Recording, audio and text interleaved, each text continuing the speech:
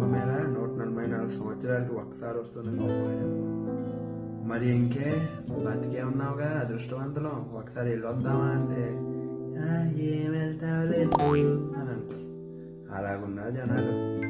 కుంభమేళలో గంగా నదిలో స్నానం చేయడం పూర్వజన్మ సుకృతం అని భావిస్తారు.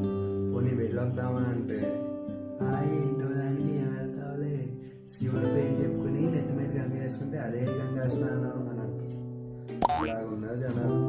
సోషల్ మీడియాలో మా కుంభమేళా గురించి ఖగోళ శాస్త్ర రహస్యాలు లేకపోతే ఏదైనా ఆసక్తి విషయాలు ఉంటాయేమో అని చూస్తే పూసలమ్మే మోనాలిసా గురించి, తల్లిదండ్రులు వదిలేసే ఐఐటి బాబాల గురించి, అక్కలేని వాళ్ళతో చేసే ఇంటర్వ్యూల గురించి ఉన్నాయి.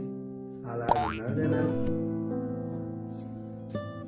సినిమాలో scene to scene, frame to frame post mortem చేస్తూ ఉంటారు.